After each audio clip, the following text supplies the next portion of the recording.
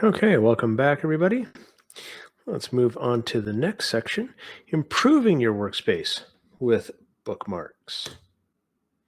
Some of this I may have already covered, but let's take a look.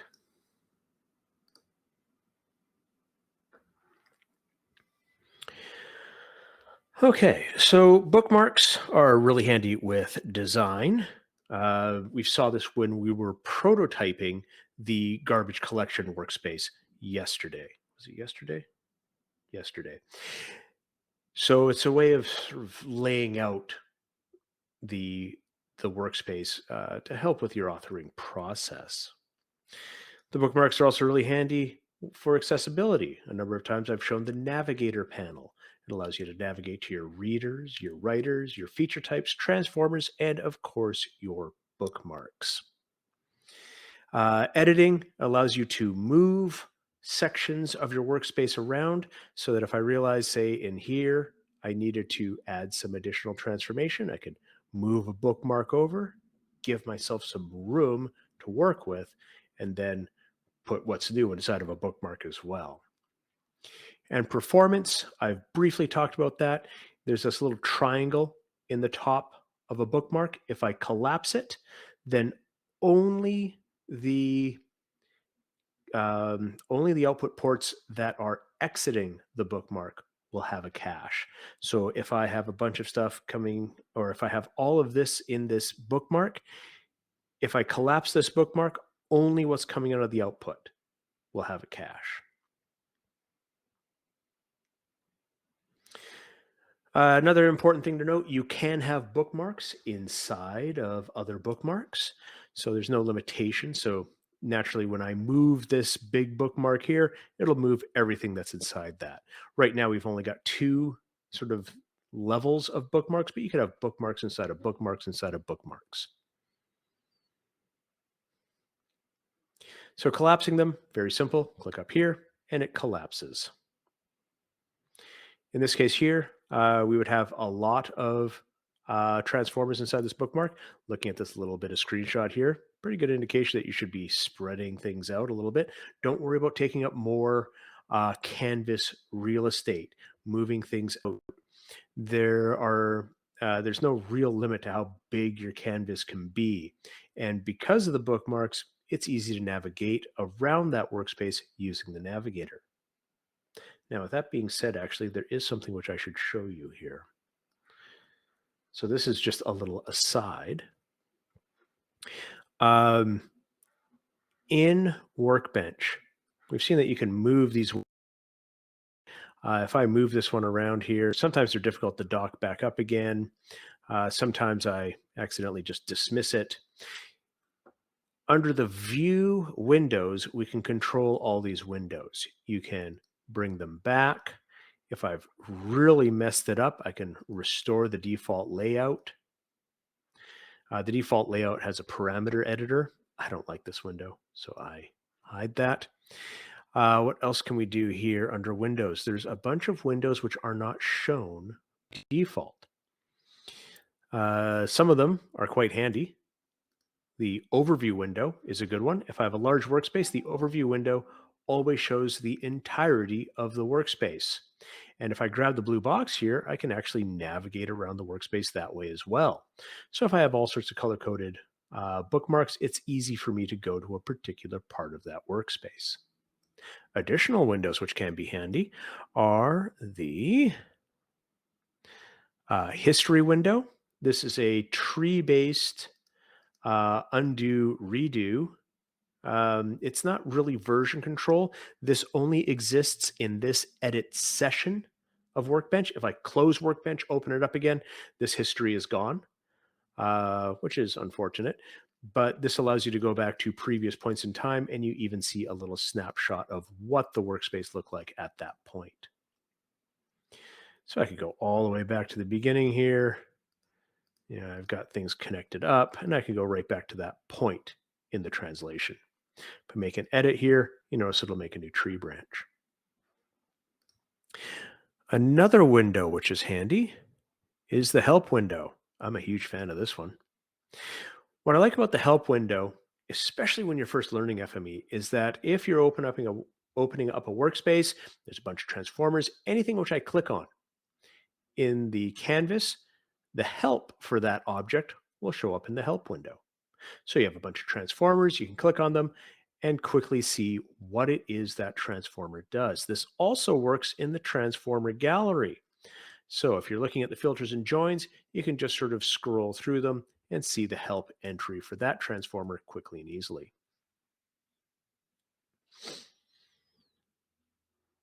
Let's see if there's any other windows which are handy here.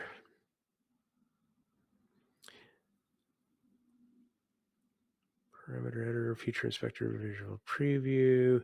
The feature type connections can be handy.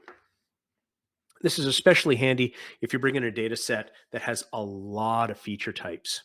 I don't necessarily want to collapse them by using a merge, but I do want to do one process on a number of them. I can quickly select something here, connect what it's going to connect to, and hit connect. This also works if I have a lot of outputs. I can take a number of outputs and then I can auto connect them to something on the output if there's matching names.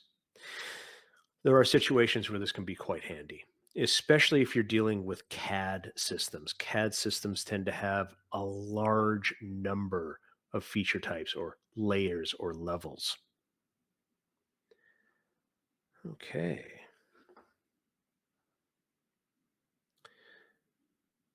So let's go back to where we were here.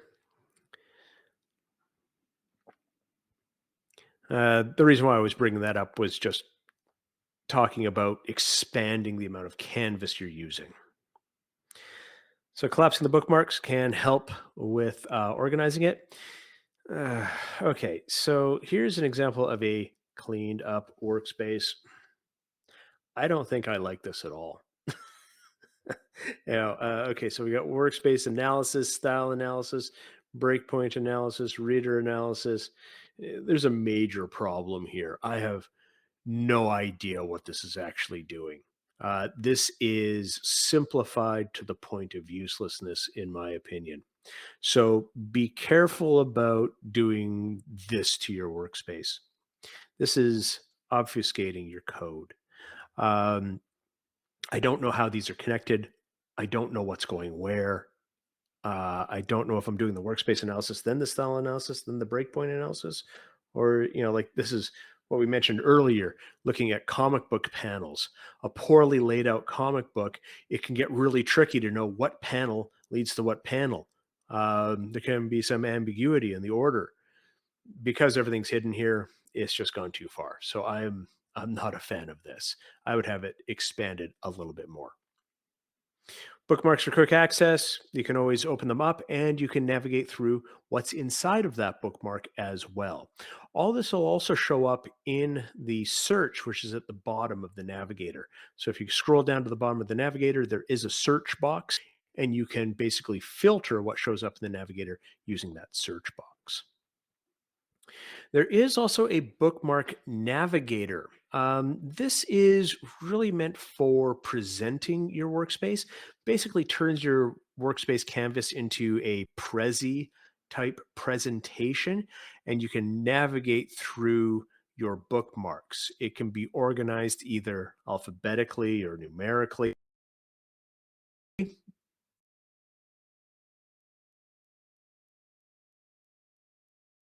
Or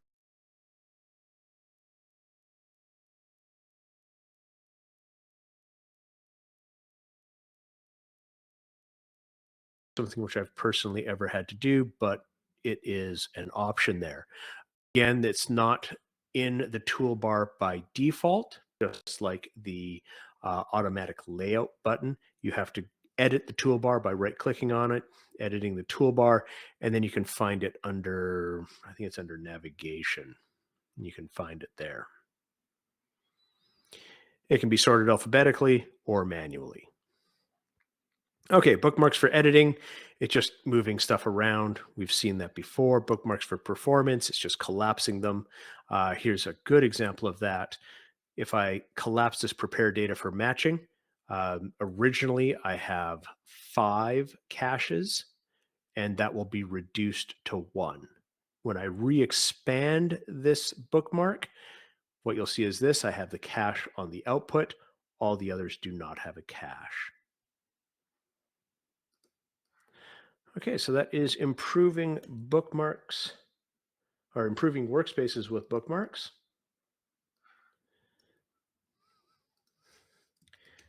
So please review Improve Workspace with bookmarks, and we'll continue at, let's see, it's 10:31, sorry, 11:31, 11:41. Okay, I see a question coming in, so I'll wait a moment for that to come in.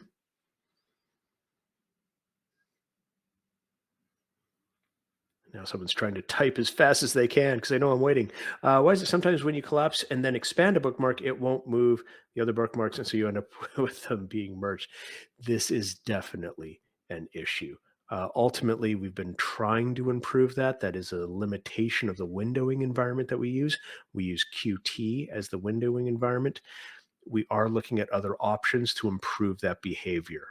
It is definitely a limitation of collapsing and expanding bookmarks. So it's I would sort of stay away from collapsing a bookmark and then moving other stuff in tight around it. But yeah, unfortunately, at the moment, that's just how it is. We are looking at other windowing libraries, and maybe if we're lucky, it'll solve that issue.